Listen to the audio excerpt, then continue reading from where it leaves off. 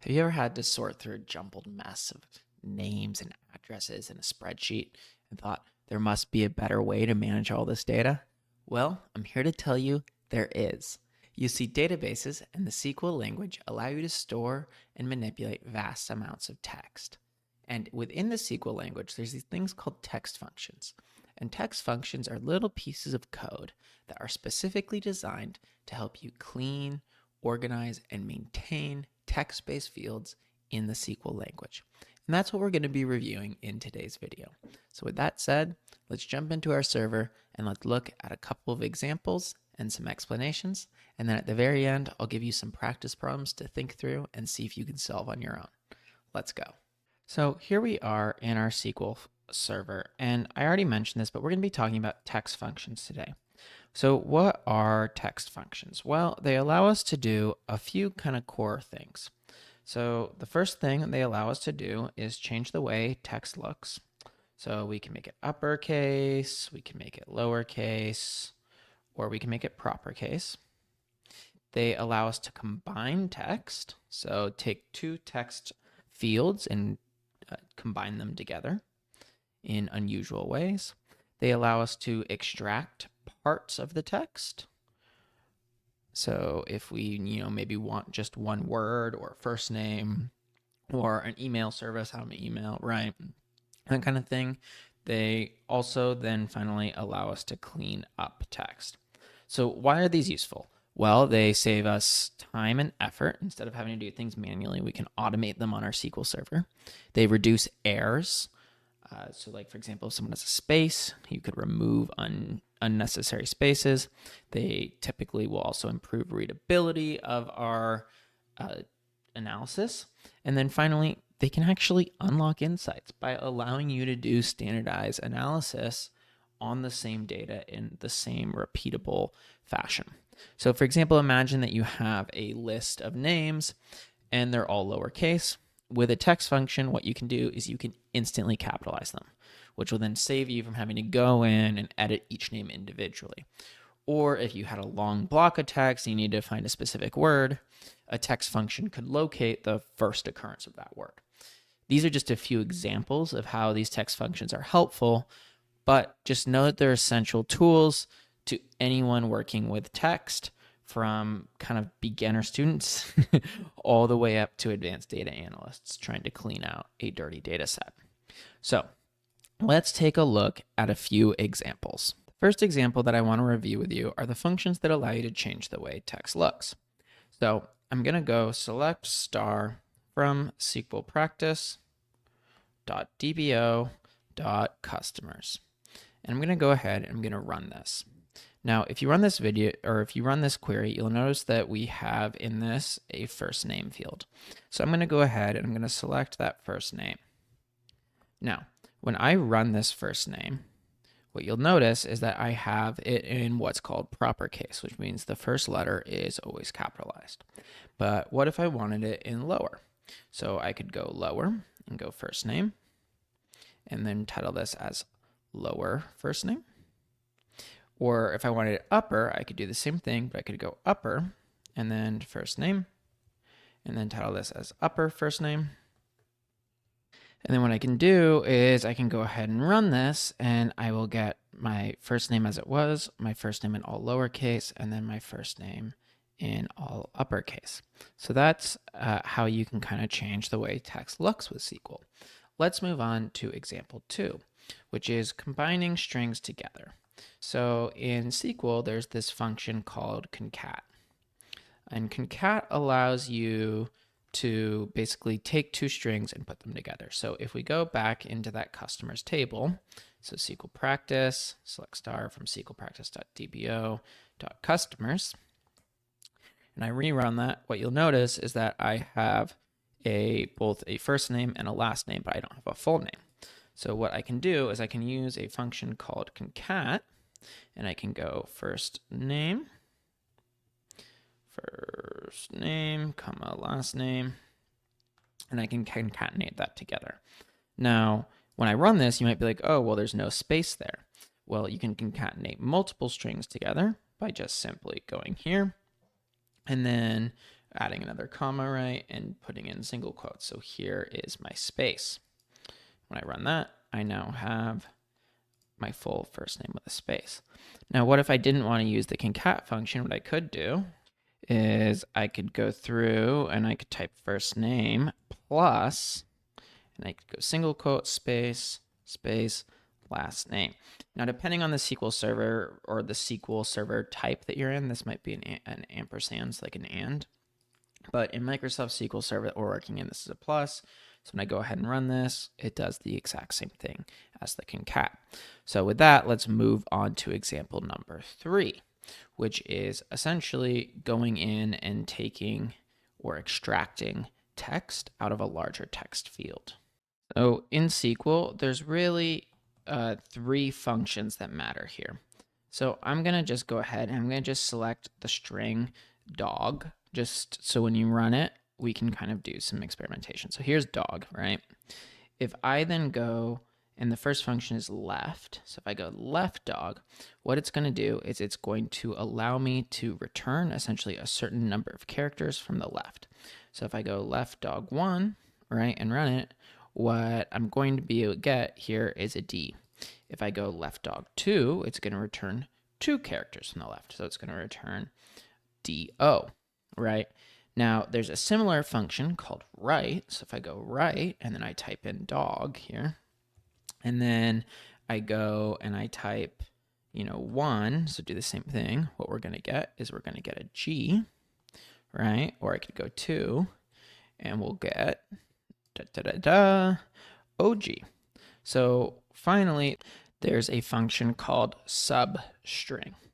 So what substring allows you to do is it essentially allows you to go into a string function and select from a starting point and then return a length of characters. So if I go A, B, C, D, E, right, and I go substring 1 and then go comma 2 and run that, what we're going to go ahead and get is AB.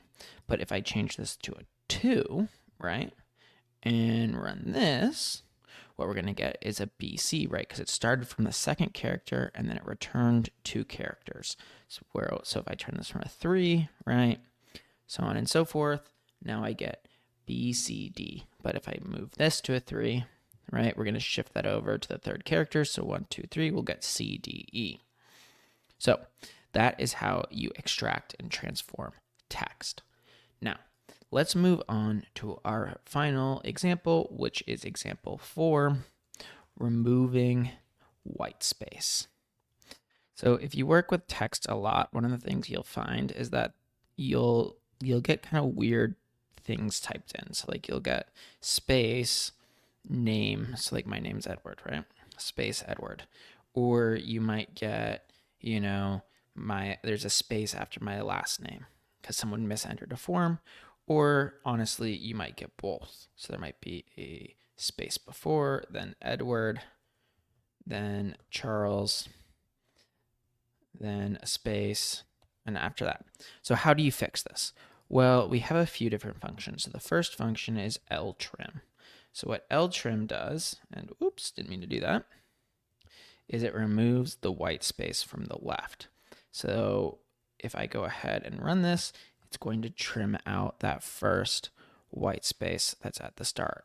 Similarly, there's a R for right trim, which removes the white space at the very end. And then there's just a trim, which removes the white space fully around. So if we go right here, here it is, and it will go ahead and it'll remove that white space. So let's take a look at what that looks like, right? So here, there's now no space in my first name, there's now no space in my last name, and here it is, fully removed. So with that, we've gotten through 4 different categories of text functions, but there are a few more that I want to mention just so you're aware that they exist. The first one is the length function, so len, and what this does is this returns the total number of characters that are in a string. So if I go ahead and I run this, I'll get 7 characters because this is 7 characters long. There's also a replace function. So if I go down into replace, what it'll do is it'll search for a character. So if I wanted to remove all the A's from this string, all right, if I go down here and I tell it to search for A and I tell it to replace with nothing, when I go ahead and run this, I'll get a string without any A's. And then there also is a find function, but it's not called find. It's called char index. And what this does is this returns where a character is located in a string, and you can kind of give it a start location. So let's just say I had the string ADF, ASDF, right? And I wanted it to search the string for the character A, and I wanted it to start on the second character, so start on this D. What this is going to return is it is going to return where this A is in this string. So if I go ahead and I run this, right, it's returning 4 because the A after the second one is in the 1, 2, 3, 4 position. Versus if I go 1, right, so I say, hey, I want you to search on 1, what we're going to get is 1 because there's an A in the first place. So that is text functions. That's certainly not all of them. And depending on what SQL version you're in, so an Oracle or MySQL, you might have slightly different variations about it. But this is a great starting place for you to learn and know how to use text functions in SQL. All right, we've now reached the time in this video where I give you practice problems and we see if you learned and followed what I was talking about. Now, if you don't have a SQL Server at home, but you do have a personal laptop, go and watch the playlist linked down in the video description that this video is a part of. It's called Learn SQL for Free.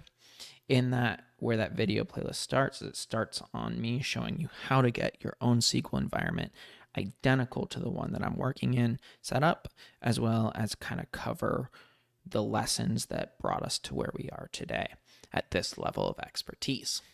Okay, are you ready? Let's go and let's look at practice problem number 1. Okay, problem number 1. I want you to clean this text, and here's the text string. This is a product description, and if there's any double spaces in this text, it should be replaced with a single space, and there should be no leading spaces that exist. So let's see if you can solve it. Pause the video now and attempt the problem. All right, here we are. So let's go ahead and let's solve this problem. So we're going to be selecting this text right here. So if I run this, here we are, right? Here's our dirty data. The first thing that it wants us to do is it wants us to replace our double spaces with a single space. So I'm going to put in our replace function. What I'm going to be looking for is 2 spaces, and I'm going to want to replace it with 1 space. So I'm going to run that, and I'm going to fix my typo right there. And when I run this, you'll see, okay, now that's fixed. Now it's time for me to fix my leading function. So there's 2 ways to do this. I could either use a trim or an L trim. In this case, because it's leading, I'm going to use an L trim right here. And just like that, we have a clean string. Okay, it's now time for problem number 2. So in problem number 2, we want to break the name Edward Charles up into 2 individual columns. So we want the first column to be the first name, and then the second column to be the last name, and we want to split on the location of the underscore. Go ahead and solve this problem now. So pause the video. Okay, we're back. All right, here is how I would go about solving this. So this is going to be a tricky one. Our first challenge is going to be finding the location of the underscore in the name. So we're going to want to use a char index for that. So we're going to go char index, and we're going to want to search for underscore in the string right here, Edward Charles. And we're going to assume that there's only 1 underscore, right? So we're going to start on character 1. And when I go ahead and I run this, what it returns is it returns 7 because that's the location of the underscore. 1, 2, 3, 4, 5, 6, 7. What we can now do is we can now go substring, right?